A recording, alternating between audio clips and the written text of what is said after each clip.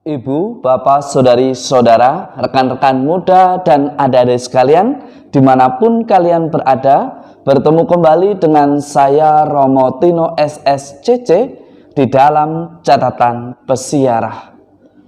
Di dalam perjalanan persiaran kehidupan kita, Anda, saya, serta kita semua mungkin adalah pribadi yang lebih mudah untuk melihat kesalahan orang lain daripada kesalahan diri sendiri. Tetapi hari ini Yesus mengajak Anda, saya, serta kita semua untuk menjadi pribadi yang berani untuk mengoreksi dan berefleksi atas kesalahan yang pernah dilakukan dan mencoba untuk hidup di dalam kebenaran yang Tuhan kehendaki. Sebelum kita mendengarkan permenungan dari catatan pesiarah, marilah kita membuat tanda kemenangan Kristus. Dalam nama Bapa dan Putera dan Roh Kudus. Amin. Allah Bapa yang Maha Baik, tugas pewartaan Engkau nyatakan kepada setiap orang yang Engkau pilih dan kehendaki.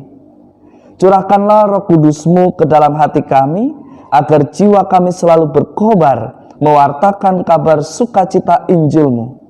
Buatlah kami agar menjadi jala yang mampu menjaring jiwa-jiwa untuk senantiasa mengandalkan Engkau di dalam persiaran kami di dunia ini.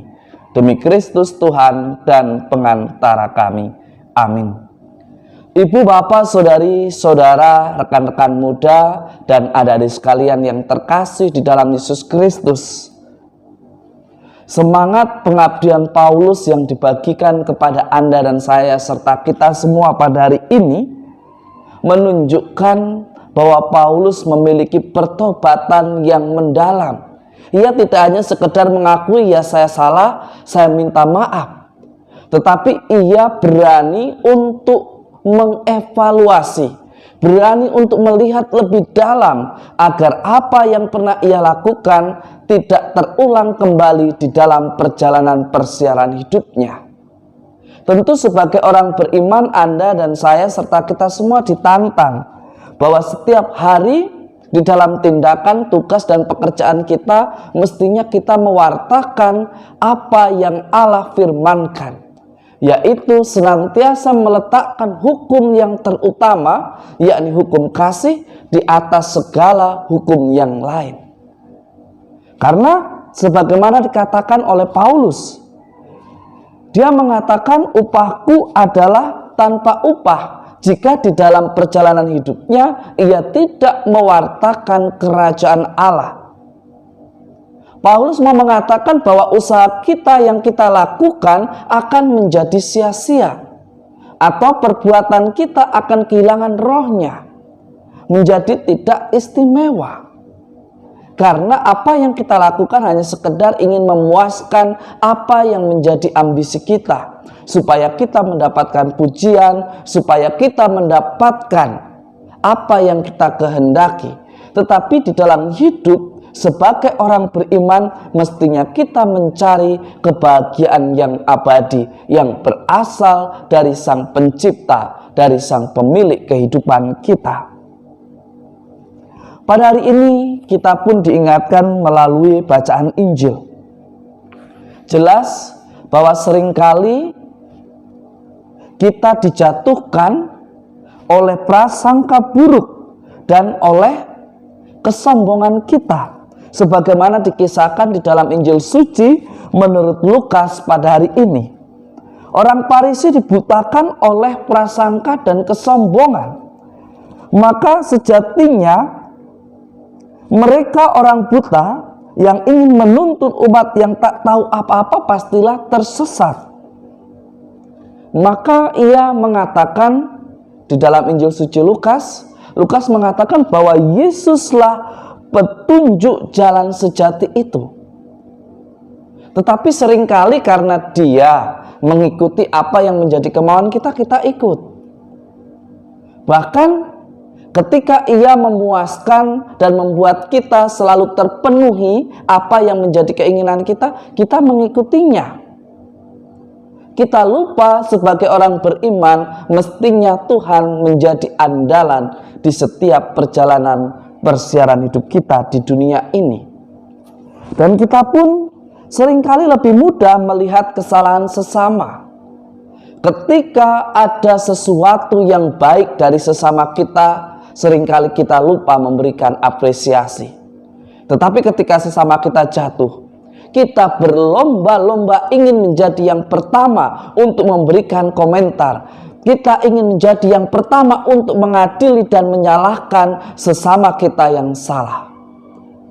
Bukankah Tuhan mengendaki kita sebagai orang beriman bukan datang untuk menghakimi, tetapi untuk menolong, menunjukkan kesalahannya, dibimbing agar sesama kita tidak melakukan kesalahan yang serupa.